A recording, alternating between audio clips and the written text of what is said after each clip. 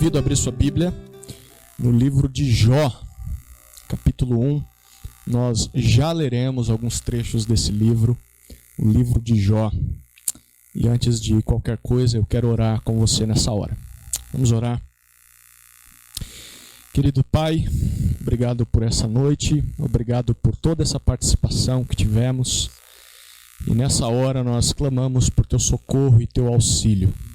Nós pedimos para que o Teu Espírito abra os olhos do nosso coração, para que possamos contemplar as maravilhas da Tua lei. E ao contemplá-las, nós possamos Te conhecer. E ao Te conhecer, Te adorar na beleza da Tua santidade, como de fato o Senhor é. Oramos assim, pedindo para que o Senhor quebrante o nosso coração, para que através do Teu Espírito possamos contemplar a Cristo, o nosso Salvador, o nosso Redentor. Assim oramos, no nome de Jesus. Amém. Amém. Eu quero começar essa mensagem com uma série de perguntas que tem como objetivo fazer uma introdução ao tema principal deste sermão. As perguntas são as seguintes: por que você está assistindo a essa transmissão? Por qual motivo você está ouvindo essa pregação? E eu quero ir um pouquinho mais além. Por que você se interessa pelas coisas de Deus? Ou ainda, por qual motivo você busca ao Senhor? Por que você teme ao Senhor? Por qual razão você o ama? Seja muito sincero nas suas respostas. Há muitos que fazem essas coisas, mesmo que inconscientemente, simplesmente por causa das bênçãos que Deus dá a quem o busca. E talvez você seja uma dessas pessoas. Por exemplo, alguns alegam buscar a Deus porque o Senhor dá muitos bens. Então o Senhor dá uma gorda conta bancária, um bom emprego ou grandes posses. Outros dizem que temem ao Senhor por causa da família que Ele lhes deu. Então, por causa de filhos que são uma bênção, por causa de um casamento que é feliz. Há quem afirme que ama ao Senhor porque o Senhor tem dado a ele uma boa saúde, ou porque o Senhor os curou de uma grande doença, enfim. Não há nada de errado em ser grato a Deus por causa das coisas que Ele nos dá, como nesses exemplos que eu acabei de citar. E você faz muito bem ter gratidão ao Senhor por essas coisas. Porém, você já parou para pensar na seguinte possibilidade? E se você perdesse todas essas coisas? Não somente uma delas, mas todas essas coisas. E se por alguma crise financeira você perdesse o seu emprego, perdesse todo o seu dinheiro, todas as suas posses? E se por alguma catástrofe você perdesse os seus filhos? E se por tantas discordâncias você perdesse o seu casamento? E se porventura, por causa de uma doença terrível, você perdesse a sua saúde e ficasse totalmente impossibilitado de fazer o que você tanto gosta, passando os seus dias apenas agonizando em profunda agonia e dor física? Como você reagiria diante destas calamidades? A sua devoção a Deus seria a mesma? Você continuaria buscando o Senhor? Ainda o temeria? Permaneceria amando a Deus? Nessa noite eu quero te convidar a ser bem sincero consigo mesmo e fazer um verdadeiro raio-x da alma nessa hora. Eu quero que você sonde o seu próprio coração e questione a si mesmo se de fato o seu amor por Deus não está baseado apenas nas coisas que Ele tem te dado ou nas coisas que Ele pode te oferecer no futuro. No decorrer deste ano, nós temos estudado uma série de sermões nos livros do Antigo Testamento, passeando livro a livro. E nós temos descobrido a mensagem principal desses livros. Até agora nós já refletimos nos livros de Gênesis, Êxodo, Levítico, Números, Deuteronômio, Josué, Juízes, Rute, 1º e 2º Samuel, 1º e 2º Reis, 1º e 2º Crônicas, Esdras, Neemias e Esther. E com isso nós já abordamos praticamente toda a história do povo de Deus no Antigo Testamento, desde a criação do mundo até meados do 4º século antes de Cristo. E como nós já vimos, essas obras elas se dividem em livros da lei, os 5 primeiros livros, e livros históricos, os demais livros dos quais eu citei agora há pouco. E a partir de hoje nós começamos uma nova etapa nos nossos estudos. Nós vamos introduzir mais uma grande divisão do Antigo Testamento, chamada de os livros sapienciais, ou os livros de sabedoria, que também são conhecidos como os escritos, ou livros poéticos, livros que abrangem Jó, Salmos, Provérbios, Eclesiastes e Cantares. Em resumo, esses livros nada mais são do que o registro daquilo que o povo de Deus escreveu durante os períodos da história que nós já estudamos até aqui. Só que eles não são meros relatos históricos, eles são, sim, tem alguma parte de história no seu meio, mas o que nós mais temos são palavras da literatura poética. Eles fazem a sua descrição de uma forma mais emocional, em forma de poesia ou de literatura de sabedoria. Em outras palavras, os livros poéticos são respostas do homem a tudo o que Deus fez e a tudo que Deus falou a eles. Os livros poéticos podem ser compreendidos como reações do povo de Deus às ações do Senhor na sua vida. Então, se nos livros da lei e nos livros históricos nós vemos Deus se revelando ao seu povo, Deus falando com o seu povo, agora nos livros poéticos o que nós temos é o povo respondendo a Deus diante de tudo o que o Senhor fez por eles. E nós vemos isso em forma de poesia. Por isso nós podemos ler esses livros como livros que nos falam a partir de onde nós estamos, a partir do nosso nível mortal ou nível humano. Esses livros nos mostram como seres humanos normais, como eu e você, reagiram às ações e às palavras de Deus enquanto viviam em um mundo caído no pecado e um mundo muitas vezes confuso, como é o nosso mundo nos dias de hoje. Por esse motivo nós temos muito a aprender com esses livros, porque eles nos ensinam como nós podemos nos dirigir a Deus diante de tudo que nós vemos de mal nesse mundo e diante da dor que nós sentimos na nossa própria pele. Portanto, na falta de palavras que expressem a nossa dor diante de Deus em horas difíceis ou até mesmo por causa de nossa limitação como frágeis homens, os livros poéticos, eles nos ensinam, por exemplo, a orar a Deus. Eles nos ensinam a lamentar, a chorar, a clamar por justiça, a nos arrepender dos nossos pecados, mas também nos ensinam a aprendermos a cantar, a nos alegrar, a fazer festa, a fazer poesia, a desfrutar das coisas boas da vida e até mesmo a sermos sábios nessa vida. E no primeiro estudo dessa minissérie, poderíamos chamar assim, uma minissérie sobre os livros poéticos, nós vamos focar a nossa atenção no livro de Jó, que é o primeiro livro dessa lista dos livros de sabedoria ou de poesia. Nós não sabemos ao certo quem foi o autor desse livro, mas nós podemos presumir ao menos a época em que os seus eventos ocorreram. Quando nós lemos o seu conteúdo, nós somos transportados a um período muito específico, ao período patriarcal, mais ou menos naquela época em que Abraão viveu. Há vários elementos no texto que nos indicam isso. Eu não vou citá-los aqui para não tomar muito do seu tempo, mas mesmo não sabendo quem foi o autor, o que nós podemos inferir pelo conteúdo do livro é que ele foi relatado por alguém que presenciou cada detalhe dessa história. Uma outra informação confiável é a de que, segundo o profeta Ezequiel e Tiago, que foi o irmão de Jesus, Jó foi um personagem real, um personagem histórico. Tem muitas pessoas que dizem que ele não passa de uma alegoria, de uma história que nunca existiu. Não é isso que Ezequiel capítulo 14, versículo 14 nos diz, ou Tiago capítulo 5, versículo 11, porque eles confirmam que essa história realmente aconteceu, mesmo que ela tenha ocorrido há tanto tempo atrás. Ao ler o livro de Jó, nós percebemos que ele se divide em 4 partes. Em primeiro lugar, nós temos a descrição da calamidade de Jó. Em segundo lugar, nós lemos sobre as tentativas dos seus amigos em consolá-lo. Em terceiro lugar, ao discurso de Deus a Jó. E por fim, nós vemos o desfecho da história de Jó, e essa será a nossa conclusão na última parte desse livro. Vamos então à primeira parte, a descrição da calamidade de Jó. A descrição da calamidade de Jó. Nós vemos isso do capítulo 1 até o capítulo 2, versículo 10. O livro de Jó começa da seguinte maneira. Vamos ler Jó capítulo 1, versículos 1 até 5. Acompanhe comigo na sua Bíblia a leitura do texto sagrado.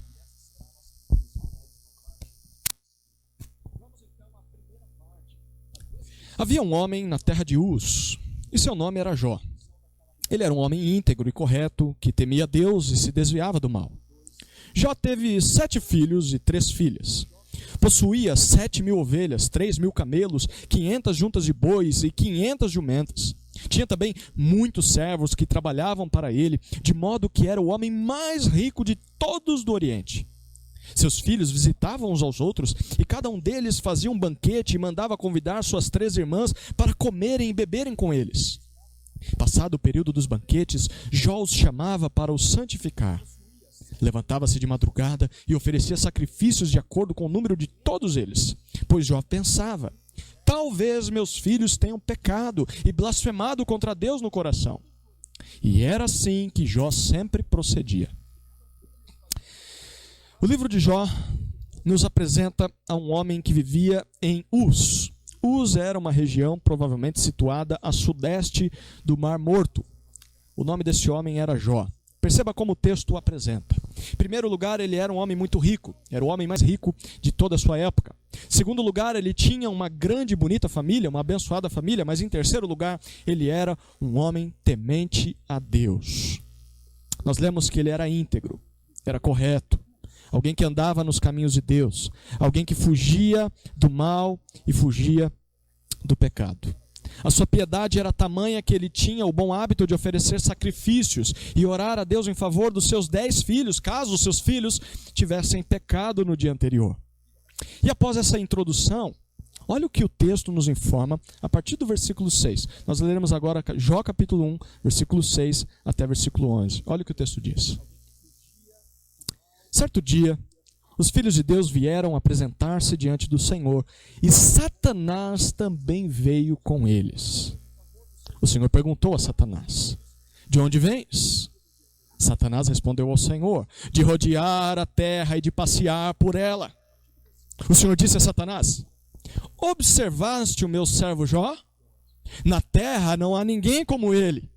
É um homem íntegro e correto, que teme a Deus e se desvia do mal. Então Satanás respondeu ao Senhor: será que Jó teme a Deus sem intenções?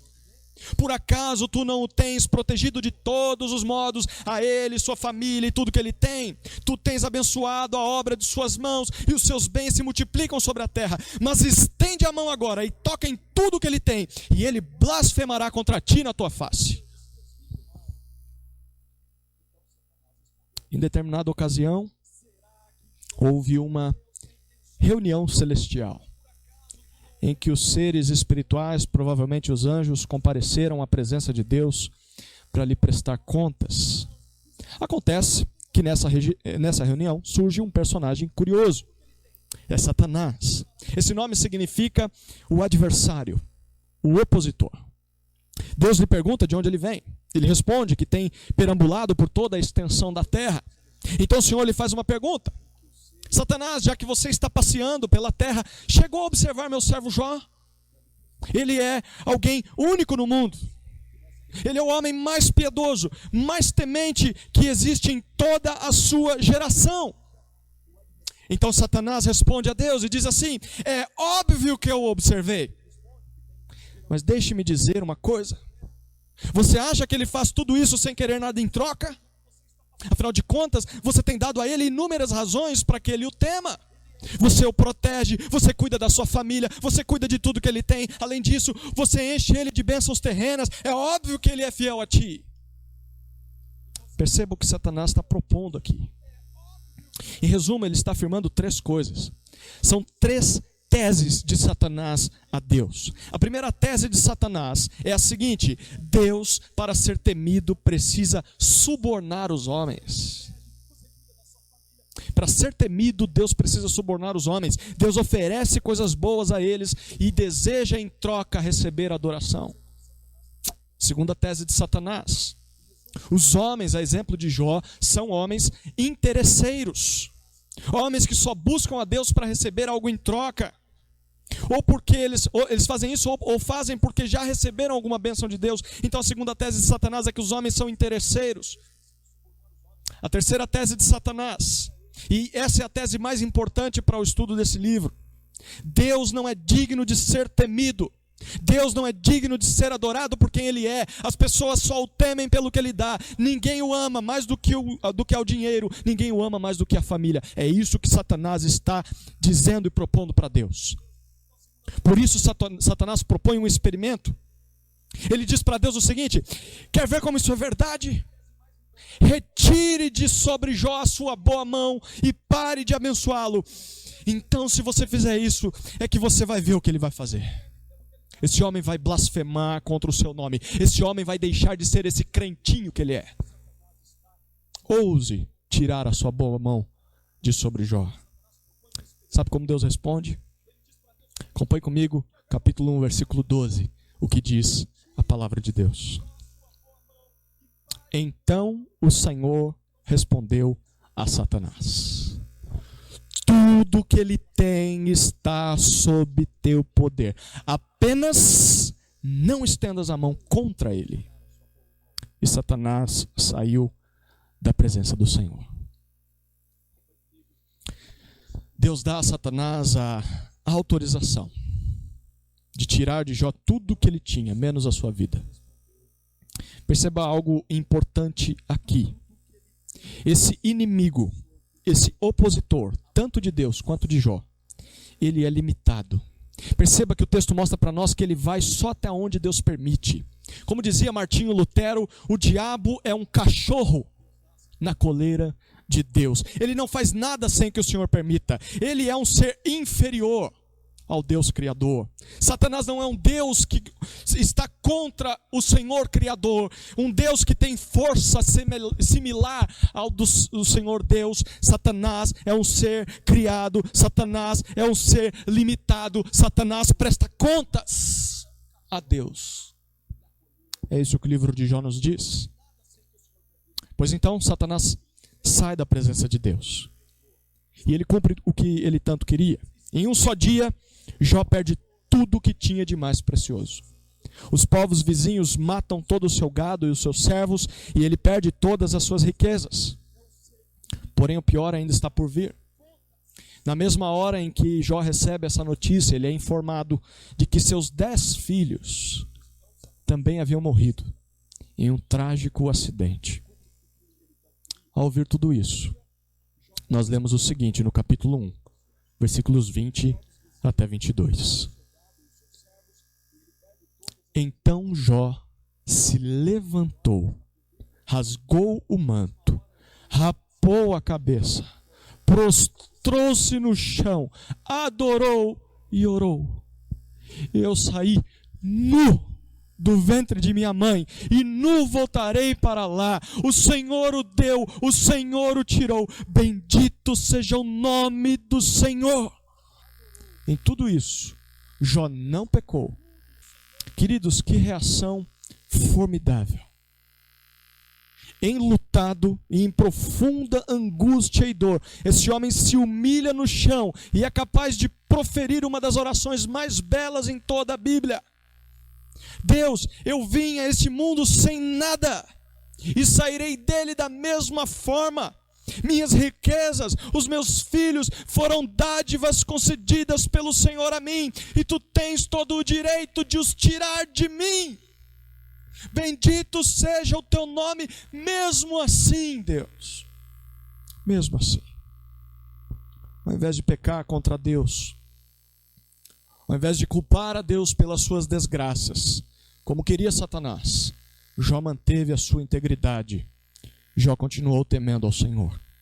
Então nós chegamos ao capítulo 2 de Jó. Em mais uma reunião celestial, o mesmo cenário do capítulo 1 se repete.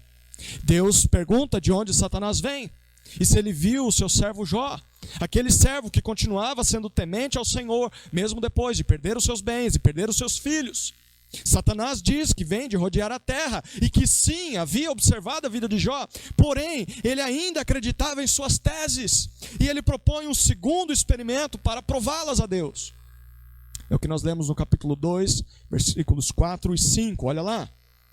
Então Satanás respondeu ao Senhor: pele por pele, tudo quanto um homem tem, ele dará por sua vida. Estende a mão agora e toca-lhe nos ossos e na carne, e ele blasfemará contra ti na tua face.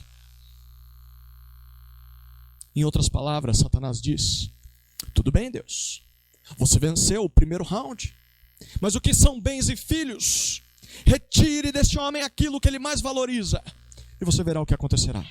Tire dele a sua saúde, então as minhas teses serão provadas. Você verá que você não é digno de ser amado se os homens não tiverem as suas bênçãos.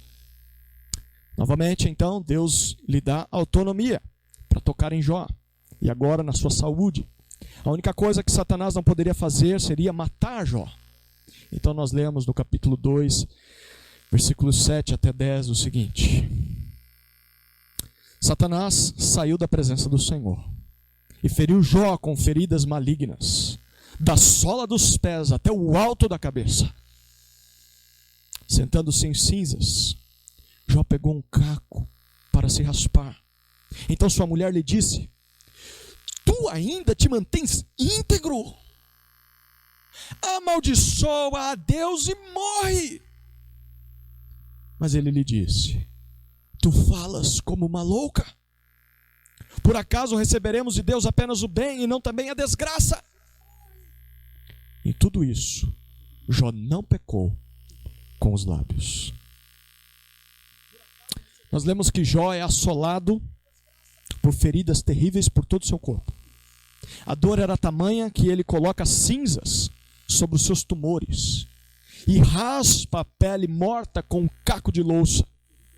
Então, diante de todas as perdas que teve, o último esteio de suporte emocional que esse homem tinha também é perdido. A sua esposa lhe diz: você é louco, de que vale servir a Deus?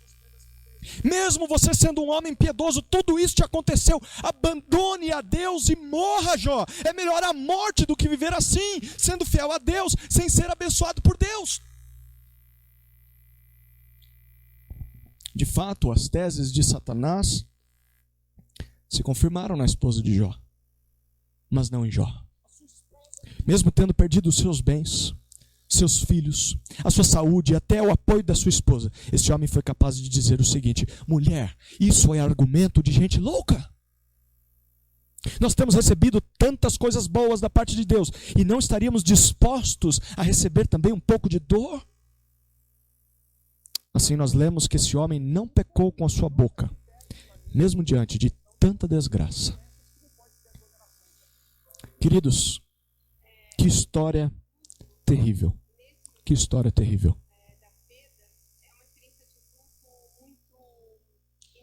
Quem poderia se imaginar diante de um cenário como esse?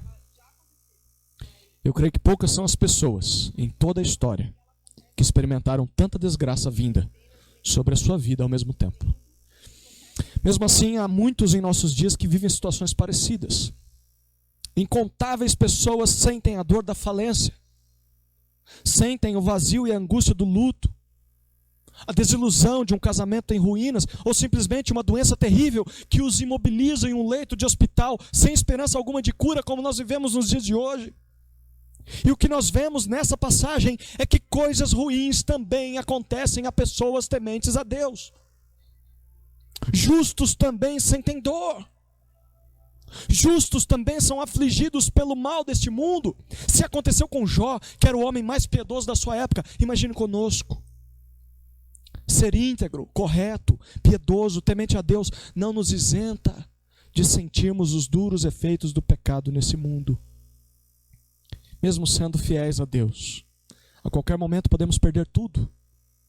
Podemos perder os nossos bens, as nossas riquezas, o nosso trabalho, os nossos filhos, os nossos pais, o nosso casamento e até mesmo a nossa saúde.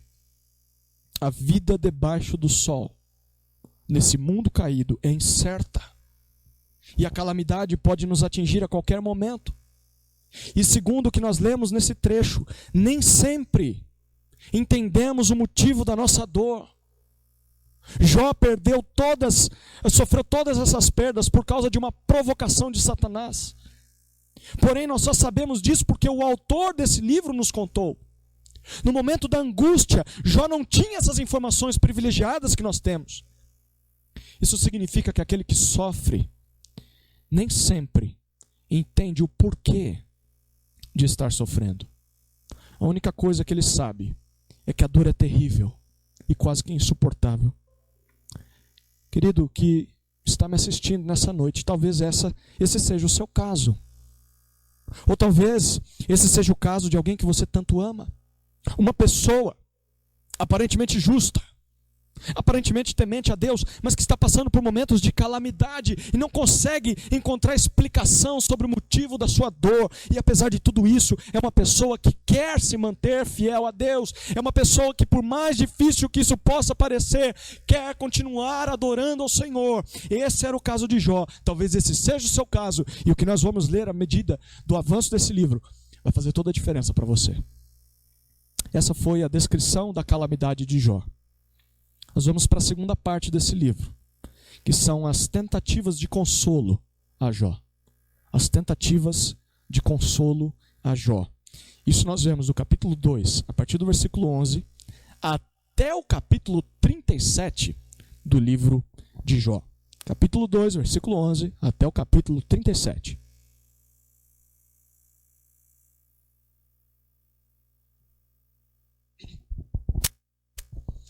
Jó não era apenas um homem rico, um homem de grande família. Jó também tinha parceiros. Jó também tinha amigos mais chegados que irmãos. Olha o capítulo 2, versículo 11 até 13, perdão. Jó capítulo 2, versículos 11 até 13. Olha o que diz o texto.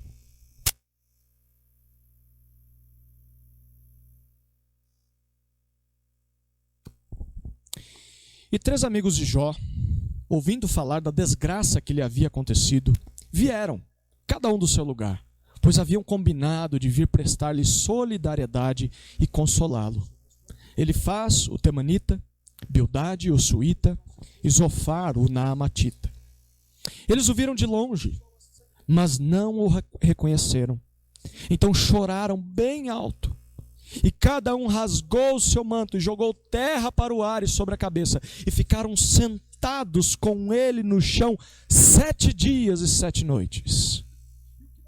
E nenhum deles lhe dizia nada, pois viram que sua dor era muito grande. Aqui nós lemos que 3 amigos de Jó, ao ouvirem as calamidades que ocorreram com ele, largam seus lares, largam o seu trabalho, as suas famílias e vão imediatamente para o local onde o seu amigo estava. Eles querem prestar a Jó a sua solidariedade. Eles querem chorar ao seu lado. Eles querem consolá-lo. E a princípio é exatamente isso que eles fazem. Quando eles chegam em Uz, quase não reconhecem Jó. Imagine o quão desfigurado esse homem estava por causa das suas feridas. Quando eles veem a situação desse homem, aqueles 3 amigos se humilham e lamentam pela cena que presenciam. Então eles se sentam ao lado de Jó e por 7 dias e 7 noites inteiros não falam nada. Tamanha era a dor do seu querido amigo. Eles simplesmente não encontravam palavras suficientes para consolar aquele homem na sua agonia. O silêncio era o melhor argumento que eles tinham naquele momento. Porém, apenas a sua presença ao lado de Jó já significava muita coisa. Eles o amavam. Eles se importavam com Jó. Queridos, essas são as 2 coisas mais importantes que nós podemos fazer por alguém que amamos e que vive dias difíceis como os de Jó. A primeira atitude é fazer companhia. Em momentos de crises, angústia, dor, a companhia conta muito.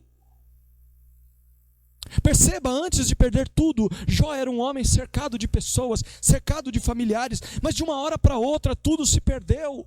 Ele não tem mais os seus servos, ele não tem mais os seus filhos, ele não tem até mesmo a sua esposa mais ao seu lado.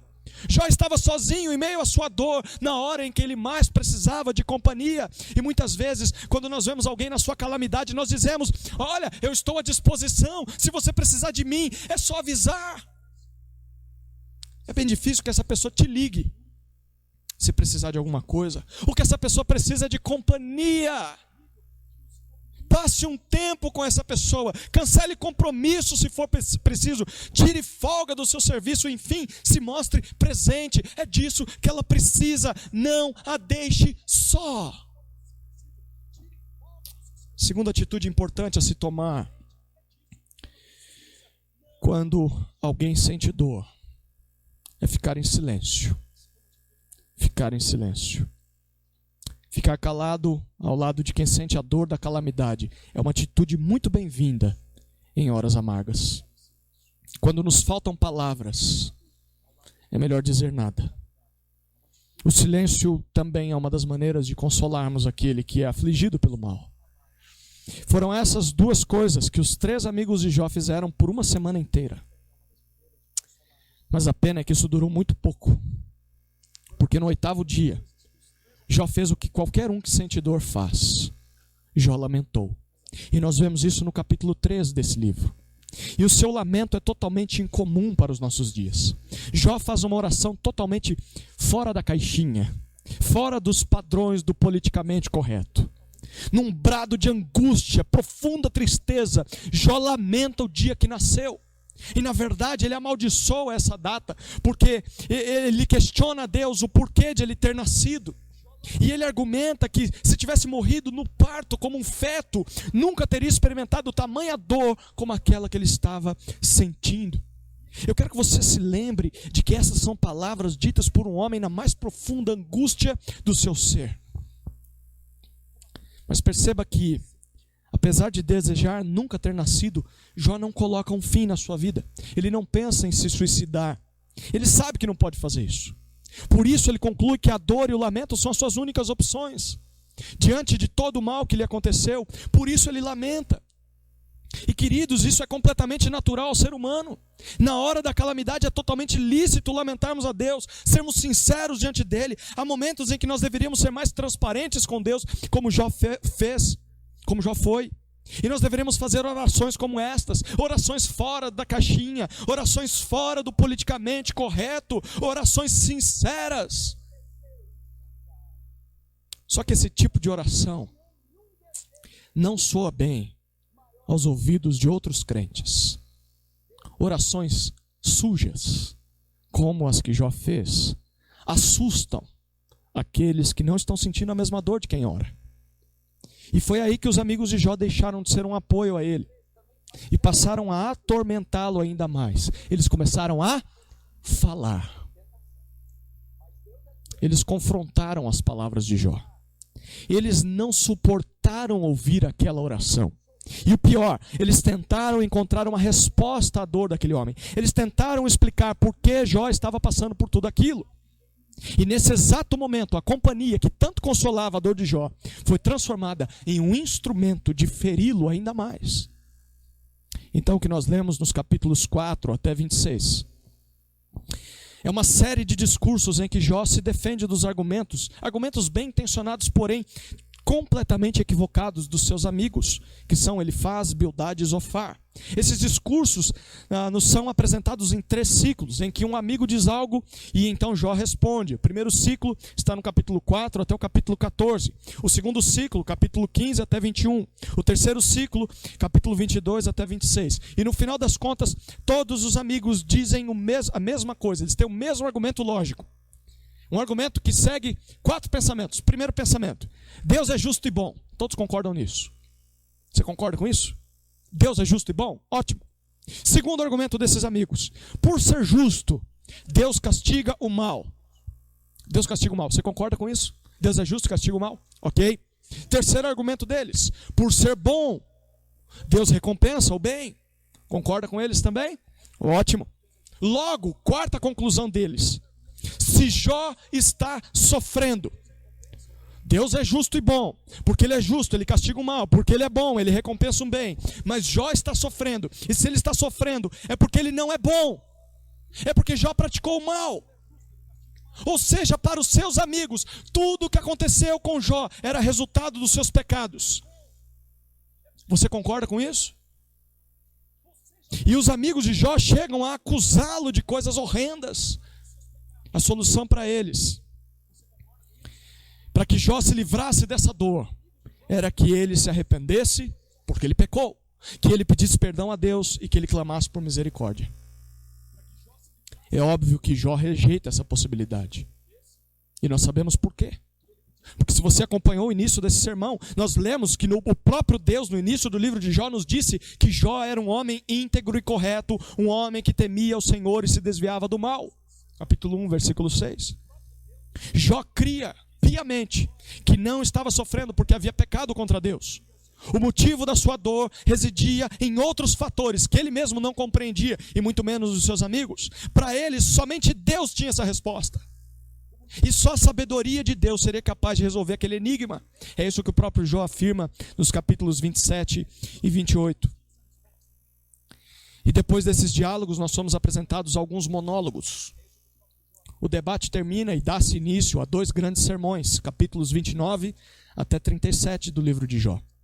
O primeiro sermão é o de Jó, capítulos 29 até 31. Aqui Jó reivindica uma espécie de audiência com Deus. Ele quer questionar ao Senhor sobre os porquês da sua dor. Se você ler o livro de Jó por inteiro, você percebe que Jó faz essa pergunta: por quê? Ao menos 18 vezes. Por que, Deus? Apesar de tantas palavras gastas, tantas palavras escritas nesse livro, para se tentar encontrar uma resposta à dor de Jó, esse longo trecho termina sem responder a questão. E junto com o trecho terminam os argumentos daqueles homens, tanto dos 4 amigos quanto de Jó. E eu quero que você note um pouquinho algumas coisas, rapidamente comigo. Perceba que depois de tanta coisa dita, olha qual foi a conclusão de Jó, diante do que ele estava ouvindo dos seus amigos. Eu quero que você acompanhe comigo alguns versículos desse livro. Olha o capítulo 6, alguns versículos dentro dessa tentativa de consolo a Jó. Capítulo 6, versículo 14. Olha o que diz. É Jó falando para os amigos diante do consolo deles, né? Olha lá. 6,14. O amigo deveria mostrar compaixão ao que desfalece e até ao que abandona o temor do Todo-Poderoso. Agora olha o que ele diz, versículos 28 e 29 desse capítulo. Agora, por favor, amigos, olhai para mim, pois certamente não mentirei na vossa presença. Mudai de parecer, peço-vos, não sejais injustos. Sim, mudai, pois a minha causa é justa. Olha um pouco mais à frente. Agora lá no capítulo 19, versículos 1 a 3. Olha o que Jó diz ali. Então Jó respondeu: até quando afligireis a minha alma e me atormentareis com palavras? Já me humilhastes 10 vezes, não vos envergonhais de me maltratar. Agora olha o capítulo 21, versículo 5. 21, versículo 5. Olhai para mim e ficar perplexos. Ponde a mão na boca. Olha o versículo 34 do capítulo 21 ainda. Como quereis oferecer-me consolo inútil, quando vossas respostas não passam de mentira? Agora o capítulo 27, versículos 5 e 6. Longe de mim eu vos dar razão. Até que eu morra, nunca me afastarei da minha integridade. Eu me apegarei à minha justiça e não alargarei. O meu coração não reprova nenhum dia da minha vida. Sabe o que Jó está dizendo para esses amigos em todos esses versículos que lemos? Ele está dizendo para aqueles homens que eles foram amigos muito úteis, mas apenas quando haviam ficado calados. Eles deveriam ter demonstrado compaixão a Jó e não terem atacado Jó. Na verdade, eles demonstraram aqui que sequer conheciam Jó realmente, porque eles não confiavam no relato de Jó, de que ele não tinha praticado, não tinha feito nada de errado para merecer aquilo. E eles também estão demonstrando que não conheciam a Deus de forma precisa, porque eles tentaram provar, através da sua própria teologia, que Jó estava sendo castigado por Deus. Mas Deus não tinha dito nada disso. Foram eles mesmos quem chegaram a essas conclusões. Por isso, para Jó, eles deixaram de ser um consolo a ele e passaram a agravar mais ainda a sua dor. Ao invés de aliviar o seu fardo, de pobreza, de luto, de abandono e de dor física, eles aumentaram esse fardo com ataques mentirosos contra o seu caráter e impondo sobre ele sentimento de culpa. Queridos, prestemos muita atenção nisso. Tomemos muito cuidado ao tentar encontrar respostas para a dor do nosso próximo. Isso nem sempre consola. E muitas vezes acaba aumentando a dor do outro. E o pior de tudo isso ainda é tentar encontrar respostas teológicas para a calamidade que sobreveio sobre as pessoas. Às vezes nós dizemos coisas e chegamos a conclusões sobre afirmativas que Deus sequer um dia falou. E nós afirmamos essas coisas com a boca cheia, como se fossem coisas vindas da própria parte de Deus, como verdades absolutas, mas Deus nunca disse isso. Nós devemos tomar muito cuidado ao lidar com coisas além da nossa capacidade humana, principalmente os mais jovens, como foi Eliú. Queridos, não há resposta fácil, não há resposta simples para a dor que as pessoas sentem.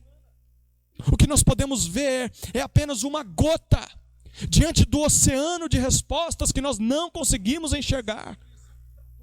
Como diz o nosso irmão Gideão, que está antenado conosco nessa hora, às vezes quando nós achamos que temos todas as respostas, Deus simplesmente muda todas as perguntas.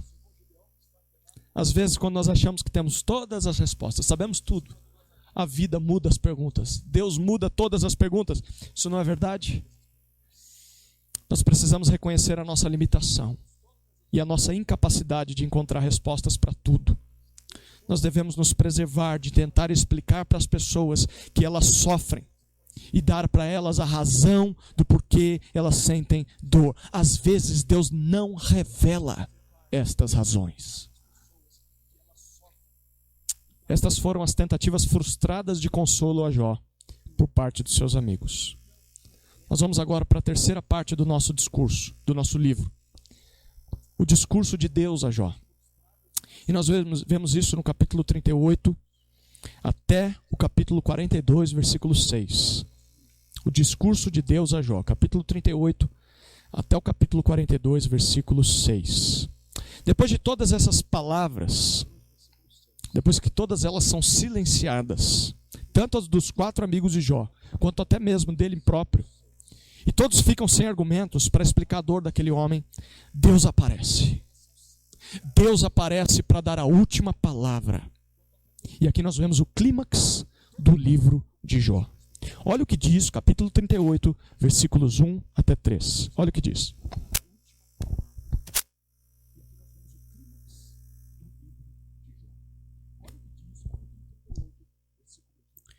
Depois disso, o Senhor respondeu a Jó de um redemoinho. Quem é este que obscurece o conselho com palavras sem conhecimento? Agora prepara-te como homem, porque te perguntarei e tu me responderás. Perceba o que nós acabamos de ler. Deus arma uma grande tempestade. E Deus prende Jó no epicentro de um terrível redemoinho. E dali Deus começa a responder às queixas levantadas por Jó durante todo o livro. Porém, essa resposta de Deus não é às perguntas que Jó fez, mas é uma resposta à atitude de Jó em querer questionar a Deus em busca de respostas para questões que estavam além do seu entendimento. Então, ao invés de defender Jó diante dos seus amigos, como provavelmente ele esperava, ou de afirmar que Jó havia pecado como seus amigos esperavam, Deus simplesmente questiona a sabedoria humana e prova que a sabedoria humana é incapaz de sondar a sabedoria divina. Então Deus pergunta a Jó o seguinte: quem é este que com palavras sem conhecimento empobrece a minha sabedoria? Quem você pensa que é para questionar a maneira com que eu faço as coisas? Pois nesse exato momento, eu te desafio, ó sábio Jó, se prepare. Se prepare como homem limitado, homem frágil que você é. Se prepare para responder, porque agora quem irá fazer perguntas sou eu. E você trate de respondê-las, se for capaz. Deus então, nos capítulos, a partir do capítulo 38, versículo 4, até o capítulo 40, versículo 2, passa a fazer uma série de perguntas a Jó, especialmente sobre a criação do mundo. Em resumo, o Senhor pergunta onde Jó estava quando ele lançou os fundamentos da terra, quando ele firmou os alicerces do mundo, quando ele colocou limites nas águas e fez a terra seca aparecer. Deus pergunta onde estava Jó quando ele criou o sol, quando ele criou a lua, as estrelas, os animais, as plantas, os anjos e até mesmo o homem. Deus pede para que Jó lhe fale qual a extensão da largura da terra, ou da altura do céu, ou da profundidade dos oceanos. Deus questiona se ele sabe para onde vai o sol quando a noite cai, ou para onde vai a água da chuva quando evapora com o calor do sol. Deus lhe pede respostas sobre quem é que alimenta os pássaros nas árvores, ou os animais no campo, quem é que auxilia as fêmeas a dar à luz, quem é que amamenta os filhotes dessas fêmeas em meio à selva. E Deus segue esse percurso até que nós chegamos no capítulo 40, versículos 1 e 2, em que nós lemos assim, 40, 1 e 2. E o Senhor disse mais a Jó: aquele que contesta ao Todo-Poderoso poderá corrigi-lo? Responda a isso quem acusa a Deus. Enfim, Deus questiona Jó: se você é tão sábio a ponto de abrir um inquérito contra mim e se colocar como um igual perante a minha presença, então me responda onde você estava quando eu criei o mundo. Será que você faria melhor? Você pode me corrigir se eu errei em algo? Sabe qual foi a resposta de Jó? Provavelmente a minha e a sua diante dessas perguntas. Capítulo 40, versículos 3 a 5. Então Jó respondeu ao Senhor: eu não sou digno que te responderia. Pelo contrário, tapo a boca com as mãos. Falei uma vez, mas não repetirei. Ou mesmo 2 vezes, porém não insistirei. Jó diz assim: quem sou eu para te responder, ó Deus? Eu só posso pôr a mão na boca e me calar. Não há nada a que contestar a respeito da sua sábia e soberania, ação sobre o mundo. O Senhor é Deus, o Senhor sabe o que faz. Eu reconheço que eu errei ao te questionar, mas agora, Deus, eu não vou fazer mais isso, eu já aprendi a lição. Muito bom. O problema foi solucionado, né? Sim ou não? Não. Jó não aguentava mais tanta pergunta de Deus, mas o Senhor estava apenas começando. Deus só tinha começado. Jó tinha cutucado a onça com vara curta, e agora teria que enfrentar as consequências dos seus atos. Se ele insistiu tanto em ter uma audiência com Deus, essa audiência estava longe de terminar. Então Deus começa a fazer uma série de novas perguntas a Jó, e nós lemos isso do capítulo 40, versículo 6 até o capítulo 41. O argumento novamente é o mesmo: se prepare como homem, porque novamente vou perguntar e você me responda de homem para Deus. Agora Deus faz perguntas a respeito da sua justiça e da sua grande força sobre os poderes e os seres da natureza. Deus questiona Jó se ele é capaz de realizar os milagres que Deus realiza, ou se ele é capaz de vencer os monstros marinhos que o próprio Deus havia criado. E no final das contas Deus está dizendo o seguinte para Jó. Olha o capítulo 41, versículos 10, a segunda parte do versículo 10 até o versículo 11. Olha o que diz, 40, versículo 10, a segunda parte dele, até o versículo 11.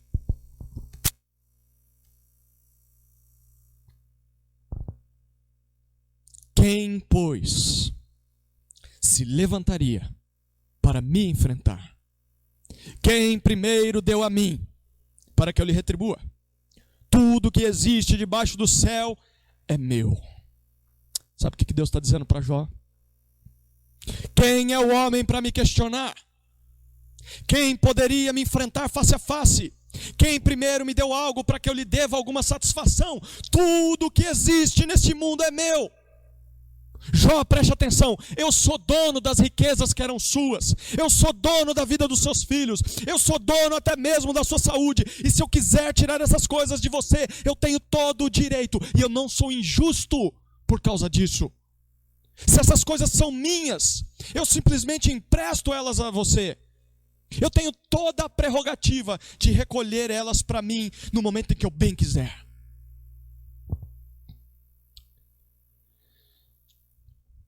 Diante de todas essas perguntas, Jó profere as suas últimas palavras relatadas nesse livro.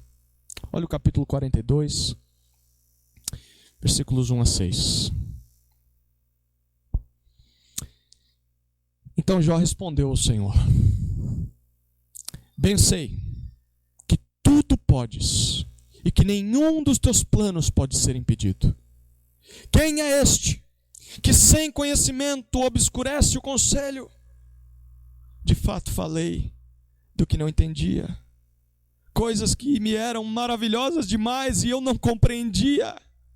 Ouve-me e eu falarei, eu te perguntarei e tu me responderás. Com os ouvidos eu tinha ouvido falar a teu respeito, mas agora os meus olhos te veem. Por isso me desprezo e me arrependo no pó e na cinza.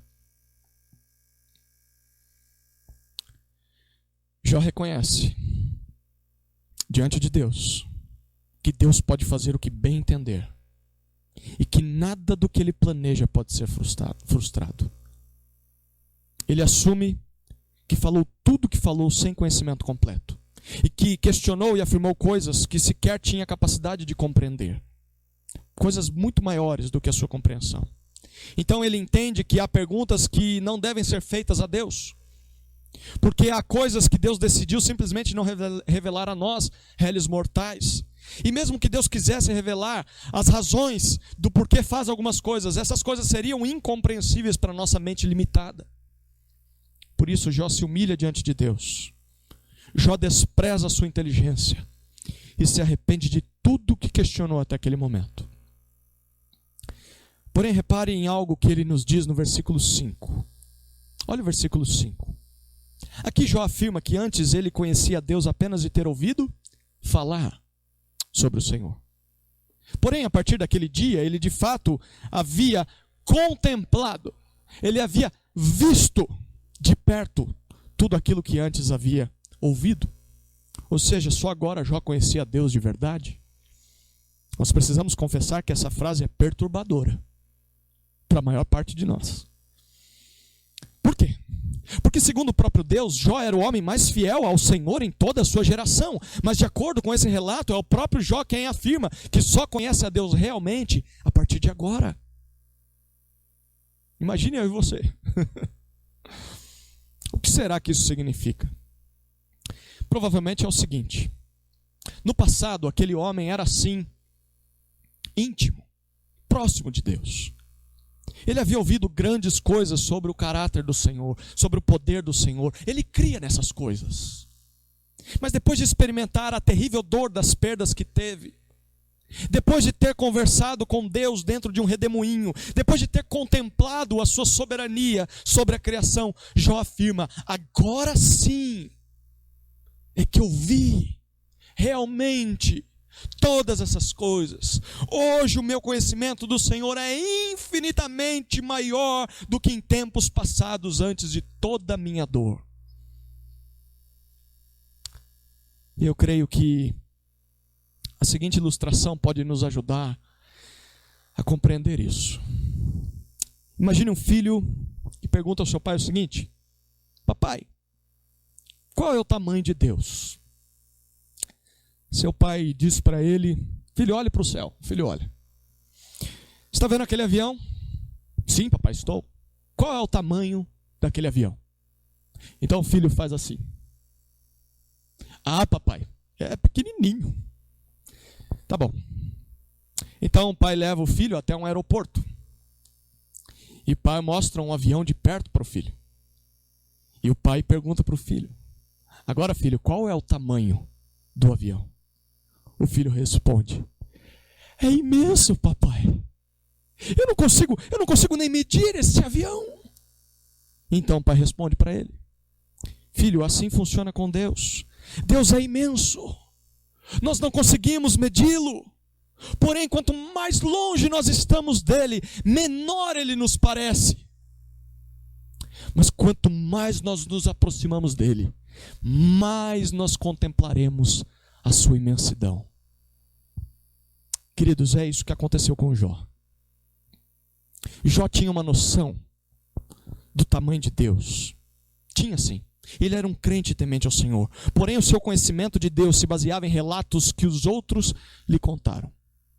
Mas agora ele havia experimentado face a face o poder de Deus, bem de perto.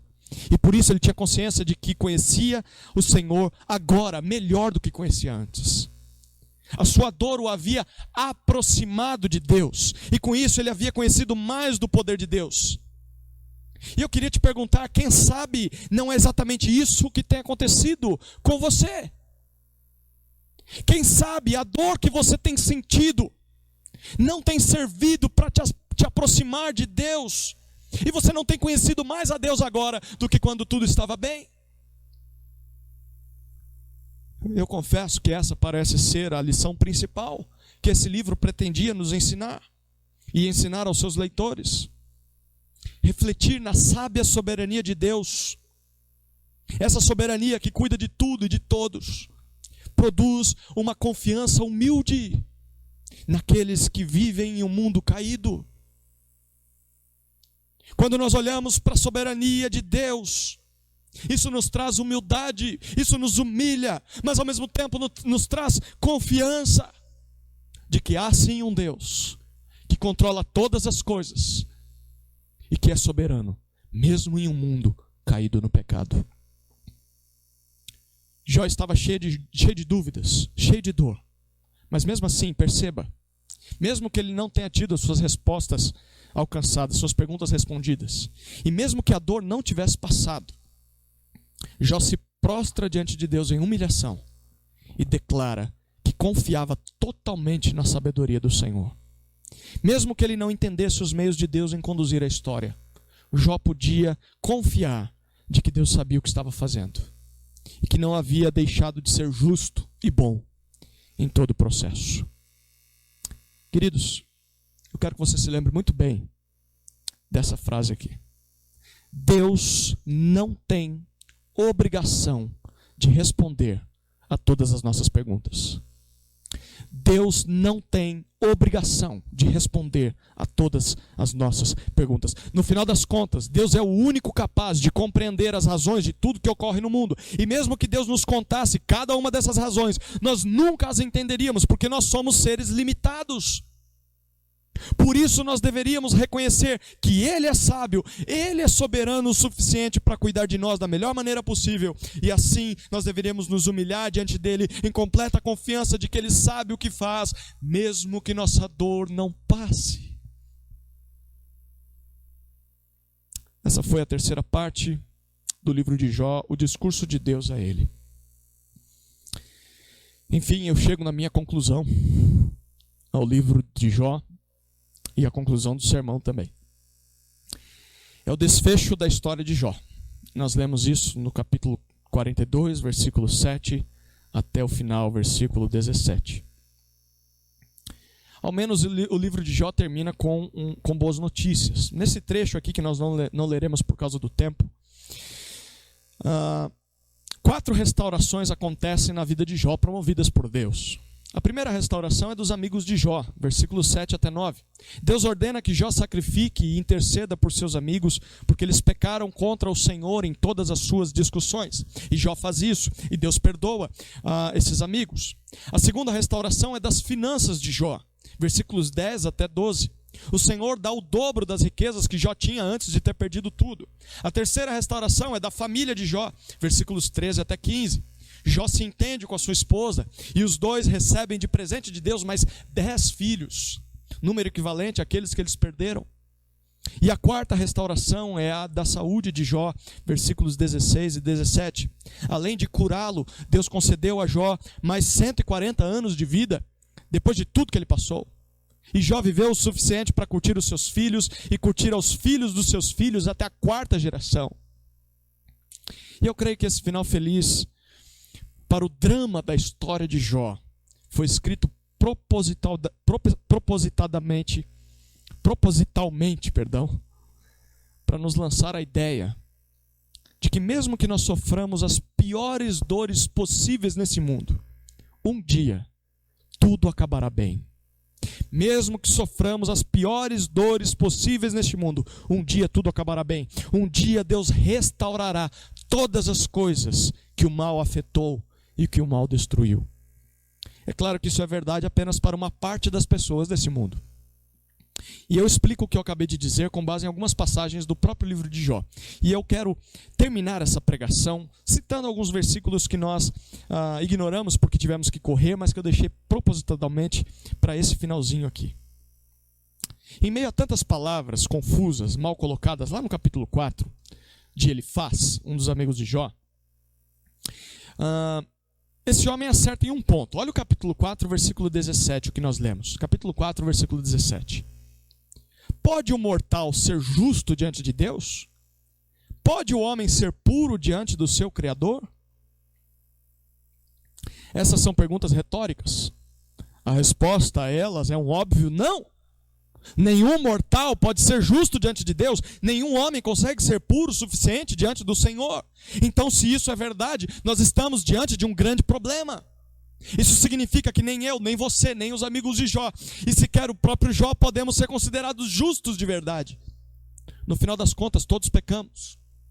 E isso significa que não nos enquadramos na seguinte pergunta, que muitos gostam de fazer: por que o justo sofre? Eu e você não somos justos. Então essa pergunta não se aplica a nós. Nós não somos justos o suficiente. Mas perceba as palavras de Jó em uma das respostas ao próprio Elifaz em outro momento. Capítulo 16 agora. Capítulo 16, versículos 9 até 17. Olha que interessante. 9 até 17. Capítulo 16, versículos 9 até 17.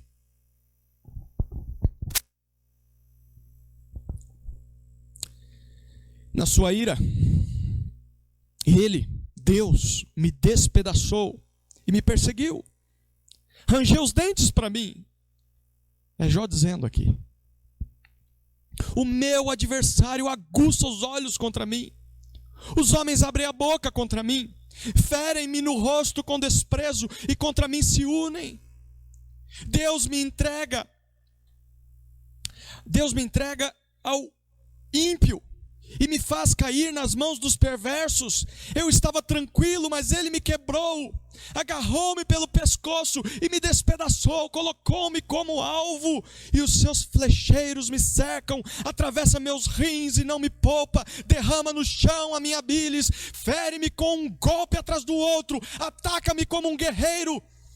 Costurei um pano de saco sobre a minha pele e lancei a minha honra no pó. O meu rosto está vermelho de tanto chorar e as sombras escuras sobre as minhas pálpebras, apesar de não haver violência nas minhas mãos e de ser pura a minha oração. O que nós lemos aqui? Jó nesse texto está descrevendo o seu sofrimento. E ele está alegando que é justo diante de Deus. Perceba a riqueza de detalhes nesse texto. Essa descrição aqui não te lembra a história de um outro homem? Um homem que viveu milhares de anos depois de Jó? Esse texto não te faz lembrar de alguém que, apesar de nunca ter cometido violência com suas mãos e sempre ter tido a sua vida, a sua oração pura, mesmo assim sofreu nas mãos dos inimigos como castigo de Deus? Quem passou por isso senão Jesus Cristo, o justo? Ele nunca pecou e mesmo assim sofreu os castigos de uma morte horrenda. Jesus é a prova concreta de que os amigos de Jó estavam errados. Jesus sofreu mesmo sendo justo. E a pergunta principal é: por quê? Por que o justo sofreu? Olha a sequência desse texto que nós lemos. Capítulo 16, versículos 18 até 22. Ó terra, não encubras o meu sangue, e não haja lugar em que o meu clamor seja abafado. Agora mesmo, lá no céu está a minha testemunha, e lá nas alturas está o meu fiador. Os meus amigos zombam de mim, mas os meus olhos se desfalecem em lágrimas diante de Deus, para que ele defenda o direito do homem diante de Deus, como se faz em favor do seu próximo. Pois passados poucos anos, seguirei o caminho de onde não voltarei. Jó reconhece que um dia vai morrer, mas que no céu estava alguém que era a sua testemunha. Era o seu fiador, o seu advogado junto a Deus, aquele que defenderia a sua causa diante do Senhor. Pois é exatamente isso que Jesus estava operando naquela cruz. O justo morreu como injusto, para sofrer o castigo que os homens injustos mereciam. Por isso ele compra o direito ao nosso perdão diante de Deus. Por isso, se nós cremos em Jesus, ele é o nosso advogado junto ao Senhor, e é ele quem nos livra da justa ira de Deus. Era essa verdade que dava confiança a Jó, de que um dia o seu final seria feliz, mesmo que não fosse ainda nessa terra. Olha o capítulo 19, versículos 25 até 27. Capítulo 19, versículos 25 a 27. Olha o que Jó diz. Eu sei que o meu Redentor vive, e que por fim se levantará sobre a terra, depois de destruído o meu corpo. Então fora da carne verei Deus. Eu o verei ao meu lado, e os meus olhos o contemplarão, não mais como adversário. Meu coração desfalece dentro de mim. O que Jó está dizendo é que o seu Redentor estava vivo, e um dia se levantaria sobre a terra para ressuscitá-lo dentre os mortos, e o levar consigo agora como amigo e não mais como inimigo. Queridos, qual seria o cumprimento final desse texto, se não a descrição da ressurreição de Cristo e do seu retorno no último dia, em que nós seremos ressuscitados para estarmos para sempre com o Senhor? Queridos, a esperança de um final feliz para Jó não estava na sua própria justiça, mas estava em alguém justo o suficiente, alguém que o defenderia sua causa diante de Deus, e por meio de quem ele teria os seus pecados perdoados. A esperança de Jó, sabe quem era? Era Cristo. Mesmo que Jó soubesse muito pouco sobre o Senhor. Por isso o final feliz, ilustrado pela história de Jó, só é possível para os que creem nessa mensagem. Mesmo que nunca essas pessoas experimentem a restauração física nessa vida, e talvez até morram sentindo dor, sentindo angústias, elas podem crer que o seu Redentor vive. O seu Redentor um dia os fará voltar novamente à vida, uma vida eterna, uma vida onde desfrutaremos da presença de Deus, onde não há mais mal, onde não há mais dor, onde não há mais morte para nos afligir. E nesse dia toda lágrima dos nossos olhos será enxugada, e nós veremos o Senhor face a face. Nesse dia não haverá mais dúvidas, não haverá mais medo, não haverá mais terror. Nesse dia nós conheceremos a Deus face a face, nós conheceremos a Ele como somos conhecidos. A partir desse dia nós seremos felizes para todo o sempre. Amém. Mas se você não crê nessa mensagem, eu sinto lhe informar que a sua história não terá esse final feliz. Além de amargar a dor do mal na sua vida, nessa vida, um dia você não irá para um lugar melhor. Muitas pessoas gostam de dizer isso, né?